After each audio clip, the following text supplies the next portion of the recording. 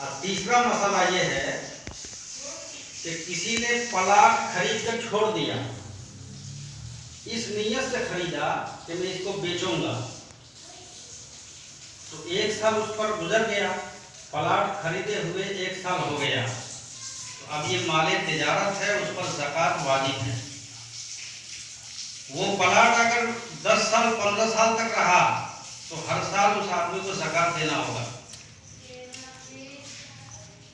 अब आइए, जो लोग कहते हैं कि हम सिर्फ खुदा को मानते हैं, तो ऐसे लोग कब्र के इम्तिहान में कैसे पास होंगे? कब्र में 3 सवाल होगा। पहला सवाल होगा मन रब्बो का, तुम्हारा रब कौन है?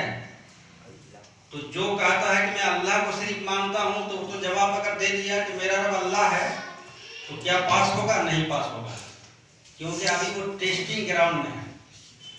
दूसरा सवाल होगा माँ दीनों का, तुम्हारा दीन क्या है? अगर उसने दीन का जवाब भी दे दिया कि मेरा दीन इस्लाम है, तब भी पास नहीं हुआ।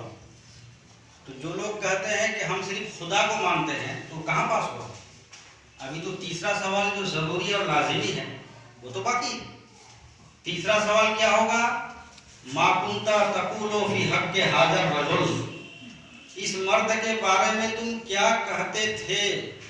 ये नहीं कि क्या कह रहे हो, क्योंकि कुंता तकुल पे दाखिल है, तकुल फेले मुजारा है। जो लोग नोमिल पढ़े हैं वो जानते हैं काना सारा जल्ला बाता ये अफाले नाकिसा है, और फेले नाकिस जब फेले मुजारा पर दाखिल होता है तो इस्तिमरारी का माना पैदा करता है।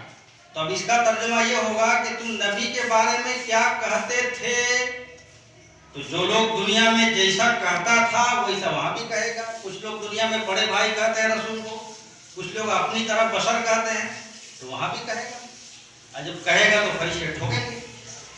लेकिन जब सुन्नियों से पूछेगा तो सुन्नी जवाब देंगे, फरिश्तों हमारे रजा, अच्छे रजा, प्यारे रजा ने सबसे पहले हमें सबक पढ़ा दिया है कि सबसे अवला वो आला, हमारा नबी सबसे बाला वो वाला, हमारा नबी अपने मौला का प्यारा, हमारा नबी दोनों आलम का दूल्हा, हमारा नबी जिनके कदमों का धोवन है आबे हयात है वो जाने मसीहा, हमारा नबी सब चमक वाले उजरों में चमका किए, अंधे शीशों में चमका, हमारा नबी सारे ऊंचों में ऊंचा, समझिए जिसे है उस ऊंचे से ऊंचा हमारा नबी।